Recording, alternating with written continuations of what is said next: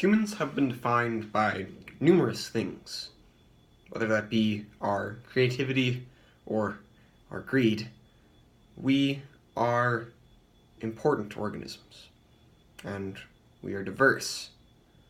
Though one of the most important things that has defined our existence is our necessity to survive and explore. Whether that be crawling out of the pits of Africa or jumping on the moon, we have done exactly that. Which is why I support and affirm that this house should support a settlement on Mars. I believe this for three main points. One, we have to get off this rock sooner or later. Two, Mars isn't as different as you might think from Earth. And three, the importance of the exploration of our species. Beginning with getting the heck off of our planet.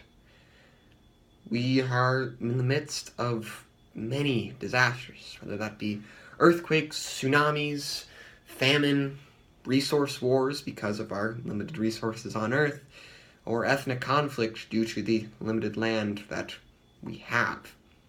Earth has been suitable and prosperous for our species for tens of thousands of years. But I feel that it is time that now, post-technological revolution, we come to grips with reality. The human species is at 7 billion, almost 7.4, somewhere around there, 8 billion coming up in the next decade. Time is limited. And to come to this reality that the time on our Earth is not so forgiving must be realized. It is with this that our existence is shortened, to say the least. Looking at the climate change of our planet's A, temperature, and B, water levels, it's looking grim. Celsius has gone up almost to 2 degrees now, and almost to the 3 to 4 degree margin, which would be almost the death of our species absent rapid adaptation. Some scholars even arguing to a genetic level, taking away what makes us human. This doesn't even account for the mere multitude of times that nuclear conflict almost wiped us out with multiple missed calculations. It's extremely dangerous to be on this planet for our species, as in our current condition, we are not evolved to deal with these ramifications, nor is our planet. Which is why I advocate that we move to a similar, yet different planet, that being Mars. Bringing me to my second contention, this might not be as different as you think it is. Citing NASA, they looked at a multitude of factors on Mars, and they came to the conclusion that in previous Martian existence, it actually had water, had higher levels of oxygen, and had a stronger atmosphere. All things that Earth currently exhibits. Citing all of these ramifications and all of these factors, it's only logical to show that Earth is maybe not so different. If Mars is able to create water in the past and create a strong atmosphere, it's relatively close proximity-wise to Earth, at least in the grand scheme of the universe and in the solar system, but even then, with current technological ramifications, it would only take 5 years to get there. This is absent the possibility of advancements in solar power and nuclear reactors. We could make it there even quicker and with less fuel costs. I see it as only being possible that in the near future it would become very economically viable to create human settlement on Mars, and the necessity will only increase with this resurgence in climate change since hundreds of thousands of years ago.